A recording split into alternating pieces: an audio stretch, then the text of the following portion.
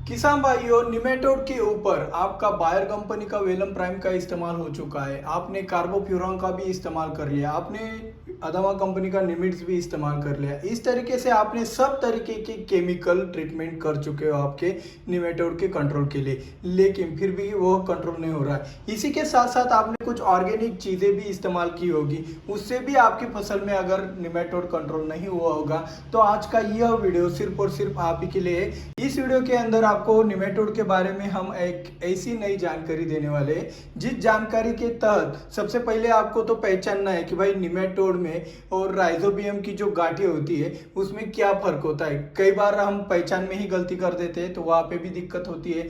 दूसरी वाली बात, आपके जो शत्रु होते हैं खेती के अंदर, जो भी शत्रु रहते हैं, कोई कीटक हो गया, कोई रोग हो गया, तो उसकी कमजोरी आपको पता होनी चाहिए। तो इसी तरीके से निमेटोड की भी एक कमजोरी है जो कि आज के इस वीडियो के अंदर हम आपको बताने वाले। साथ ही साथ निमेटोड कंट्रोल कैसे करना है ये भी बताएंगे, और खास बात में तो हमेशा की तरह बहुत कुछ खास होता है। तो ये सब जानने के बाद अगर आपको कहीं पे भी लगे कि इस वीडियो में सब कुछ बढ़िया वाली जानकारी हमने आपको देने की कोशिश की है तो लाइक और सब्सक्राइब जरूर कर देना। तो चलिए बिना किसी देरी के शुरुआत करते हैं आज के इस वीडियो की। सबसे पहला वाला पॉइंट है कि निमेटोड और राइजोबियम की जो गांठें होती है उनके अंदर हमें फर्क कैसे समझना है। तो सबसे पहली वाली बात, जो निमेटोड होता है, निमेटोड की गांठें जड़ों के अंदर की तरफ होती है और राइजोबियम की गांठें जड़ों के ऊपर होती है। ऊपर और अंदर इसमें बहुत ज्यादा फर्क है। निमेटोड की गांठ आपके जड़ों के चारों बाजू से दिखती है और राइजोबियम की गांठ सिर्फ जड़ों के एक साइड में दिखती है। ये इसका मेजर डिफरेंस है। तो अभी आपने टैकल कर लिया कि आपके फसल में निमेटोड ही है, तो आगे की तरफ हम चलेंगे, इसकी कमजोरी क्या है ये भी अच्छे से समझेंगे। तो हमने एक पाया है कि जहां पे भी पानी की कमी होती है, किल्लत होती है, या फिर जिस साल बहुत ज्यादा सूखा रहता है, वहां पे निमेटोड का सबसे ज्यादा अटैक नजर आता है। मतलब वाटर स्ट्रेस, पानी का तनाव से भी आपका निमेटोड बढ़ता है। तो पानी के तनाव से निमेटोड बढ़ता है तो पानी के अधिकता से क्या होता है, निमेटोड भी थोड़ा सा कंट्रोल में आ सकता है। तो वाटर लॉगिंग कंडीशन कुछ फसलों में अच्छी भी होती है कुछ चीजें कंट्रोल करने के लिए। तो ये इसकी कमजोरी आपने समझ ली है। अभी इसके आगे की वाली बात अगर करें कंट्रोल करने की, तो कंट्रोल करने के लिए हमें निमेटोड के लिए भाई देखो वेलम प्राइम का इस्तेमाल कर लिया, कार्बोफ्यूरॉन हो गया, निमिट्स हो गया, इतने सारे केमिकल इस्तेमाल कर लिए, फिर भी निमेटोड का अगर कंट्रोल नहीं हो रहा है तो हमें कुछ ऐसी चीज चाहिए जिसका असर केमिकल की जैसा हो और भाई उसका रिजल्ट बैक्टीरिया की तरह लंबे समय के लिए चले। तो क्या ऐसी चीज हो सकती है? जी हाँ, बिल्कुल। आज के वीडियो में हम वही आपको दिखाने वाले हैं प्रूफ के साथ। तो आप स्क्रीन के ऊपर देख रहे हो कि कैसे एबामैक्टिन निमेटोड को किल करता है। जी हाँ, एबामैक्टिन आपके निमेटोड को किल करता है। अभी कैसे करता है ये बात अगर आपको बताने जाए, इसका प्रूफ दिया जाए, तो सिंपल वाली बात है कि जैसे थ्रिप्स को किल करने के लिए अलग से स्पेशल थ्रिपीसाइड आते हैं, ठीक है, माइट्स को कंट्रोल करने के लिए अलग से मिटीसाइड आते हैं, वैसे ही निमेटोड को कंट्रोल करने के लिए अलग से निमेटीसाइड आते हैं, जो कि अब आपका एबामैक्टिन निमेटीसाइड है, ठीक है ना। तो ये आपने प्रूफ भी देख लिया और साथ में आप निमेटीसाइड किसे कहते हैं ये भी देख लिया।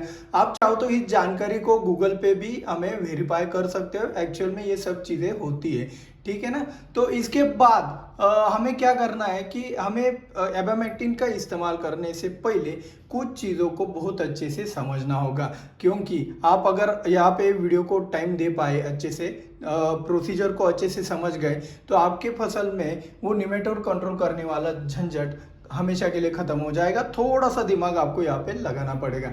तो सबसे पहली वाली बात हमें ये समझना है कि एबामैक्टिन तैयार कैसे होता है। तैयार कैसे होता है ये अगर आपको समझ गया है तो आपका जो कंट्रोलिंग वाला सिस्टम है वो दूर नहीं रहने वाला है। तो चलिए शुरुआत करते हैं। तो भाई एबामैक्टिन तैयार होने का जो प्रोसेस है ये मैं बता देता हूँ कि ये तैयार होने का जो प्रोसेस है, ये एबामैक्टिन तैयार होता है आपके सॉइल बैक्टीरिया से। जी हाँ, ये एक बैक्टीरिया से तैयार किया जाता है, सॉइल बैक्टीरिया, जिसका नाम है स्ट्रेप्टोमाइसिस एवरमिटिलिस। तो ये जो नामक जो बैक्टीरिया है, तो इस बैक्टीरिया के विष्ठा के अंदर पाया जाता है आपका एबामैक्टिन। तो ये बैक्टीरिया को क्या किया जाता है, ज़्यादा हद तक मल्टीप्लाई किया जाता है।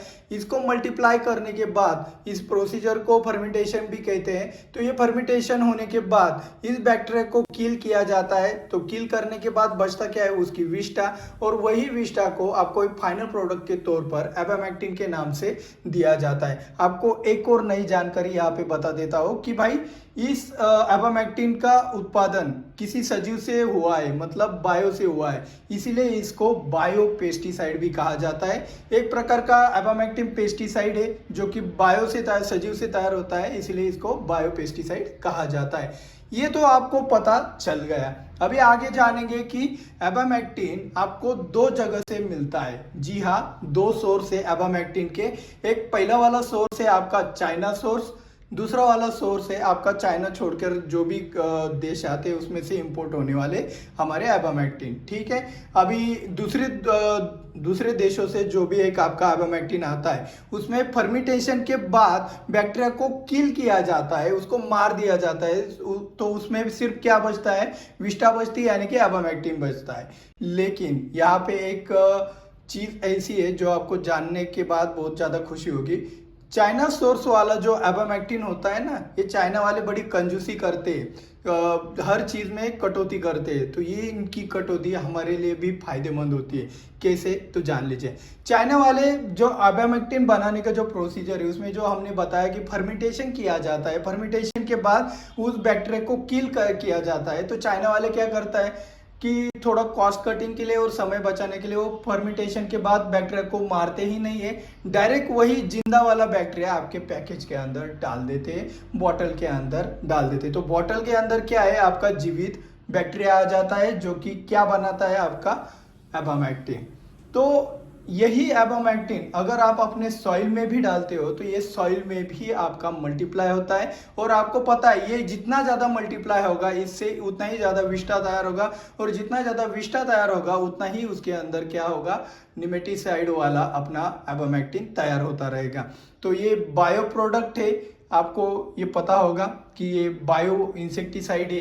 हमने बायो पेस्टिसाइड भी कहा। तो बायो यानी कि सजीव होता है, इंसेक्टिसाइड यानी कि उसको इंसेक्ट को किल करने वाला सिस्टम होता है। तो यहाँ पे एक चीज मैं आपको बता देना चाहता हूँ कि अभी ये प्रोडक्ट मिलेगा कहाँ पे। अभी आप कहोगे कि सर जी आपने कहा एक चाइना सोर्स वाला एबामेक्टिन मिलता है, एक आपका दूसरे देशों से मिलने वाला एबामेक्टिन होता है। तो ये मिलता कहाँ पे, हमें पहचान कैसी करने की, भाई ये चाइना सोर्स का है या फिर बाकी कंट्रीज का है। तो सबसे सिंपल वाली बात है कि बाकी देशों से आया हुआ एबामेक्टिन मल्टीनेशनल कंपनियां सेल करते हैं। गवर्नमेंट के नॉर्म्स के वजह से उनको ऊपर लिखना पड़ता है एबामेक्टिन वगैरह जो भी आता है। तो उसमें आपकी बैक्टीरिया अवेलेबल नहीं रहती है, उसमें वो किल किया जाता है, उसको मार दिया जाता है। ठीक है ना। लेकिन जो चाइना सोर्स वाले उसमें तो जीवित रहते हैं, वो प्रोडक्ट पहचानने कैसे है। तो भाई जितने भी बायो इंसेक्टिसाइड आते हैं वो बायो इंसेक्टिसाइड में बहुत सारे हद तक एबामेक्टिन का इस्तेमाल किया जाता है। तो कुछ प्रोडक्ट भी आते होंगे आपके एरिया में, आप दुकानदार से रिक्वेस्ट कर सकते हो कि हमें एबी चाहिए। एबी करके भी एक प्रोडक्ट आता है, एबी का लॉन्ग फॉर्म एबामेक्टिन ही होता है। तो इस तरीके से हर एक जगह पे अलग अलग नाम से एबामेक्टिन चाइना सोर्स वाला भी मिलता है, जो कि लंबे समय के लिए आपको बहुत ही अच्छा रिजल्ट देता है। तो इस तरीके से हम निमेटोड को कंट्रोल करने के लिए एबामेक्टिन का इस्तेमाल करते हैं, जो कि केमिकल की तरह पावर भी रखता है, मल्टीप्लाई होने की वजह से ज़्यादा लंबे समय के लिए भी काम करता है। तो इसी तरीके से आज की खास बात भी बाकी है। तो आज की खास बात जानने से पहले आपको सचमुच यहाँ पे कुछ वैल्यू मिली होगी तो भाई सब्सक्राइब का बटन दबाकर बेल आइकॉन दबाना बिल्कुल मत भूलिएगा। और चलिए अभी शुरुआत करते हैं खास बात की। तो आज की खास बात में हम आपको एक बात बताने वाले कि जिस तरीके से इंसान होते हैं, इंसानों में दो प्रकार होते हैं, कुछ अच्छे इंसान होते, कुछ बुरे होते, कुछ पुलिस होते तो कुछ चोर होते। तो उसी तरीके से निमेटोड के अंदर भी यही वाली चीजें होती। कुछ निमेटोड हमारी फसलों को नुकसान पहुंचाते हैं और कुछ निमेटोड हमारी फसलों के लिए भी बहुत अच्छे होते, जिसको बेनिफिशियल निमेटोड भी कहा जाता है। तो अगर आप बेनिफिशियल निमेटोड के बारे में ज़्यादा जानकारी पाना चाहते हो तो ज़्यादा से ज़्यादा शेयर करके हमें सपोर्ट जरूर कीजिएगा। 2000 लाइक का टारगेट है, कंप्लीट जरूर करा देना। मिलते हैं अगले वीडियो में। जय जवान जय किसान।